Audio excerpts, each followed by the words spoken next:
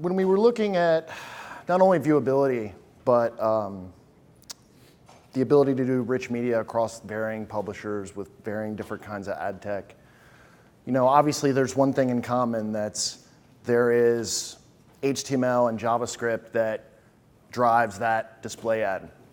And you need JavaScript not only to build the interactions, but to also be able to take any kind of measurements, especially when it comes to viewability. And so we wanted to be able to build some kind of technology that would allow both the publishers and the vendors and everybody along that chain to be able to share information and understand, have transparency, understand what's going on. And that's what we're trying to do with SafeFrames. So SafeFrames is essentially a publisher-side SDK or library, if you will, written in JavaScript, very much like a site manager. Essentially what it does is it sort of controls the rendering flow of ad contents from a browser perspective. And the idea is that we sort of define, we get all the ads that we want to display, and then the publisher sets up some configuration settings like where they go and whatever else. And from there, we do the rendering, and by doing that rendering sort of separately from an aggregated model like today, where you just sort of stick in a JavaScript tag or an iframe tag and let the exchange or let the URL kind of do all the work and the browser do all the work. By having those be encapsulated,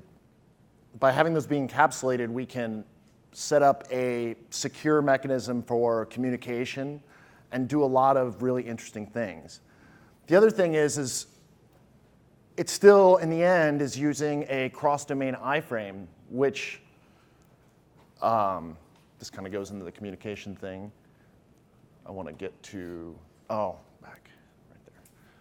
It still, in the end, uses a cross-domain iframe, which, as a lot of you probably know, is useful because it prevents a lot of different kinds of issues, everything from security to stability and everything else. But the big problem with a cross-domain iframe is that you have no insight on either side as to what's going on. And so because, again, SafeFrames does the rendering, essentially, of your display ads, and it also sets up the communication channels, so we now have a way to sort of go back and forth between the vendor and the exchange or the publisher to enable all kinds of things, including measurement, including, and as we talked about, for viewability, and also including for rich media. So it's a great platform because it doesn't really change anything about the technology of how we have ads today. It's still just HTML and JavaScript. It's still the same kind of stuff. We're not asking everybody to go kind of rewrite their ads, so to speak. But in the same way, it adds a layer that gives both publishers and vendors some transparency, gives publishers some control back over their sites so they don't have to worry about stability issues or security issues and those kind of things. And we have a standardized set of sort of APIs on both sides.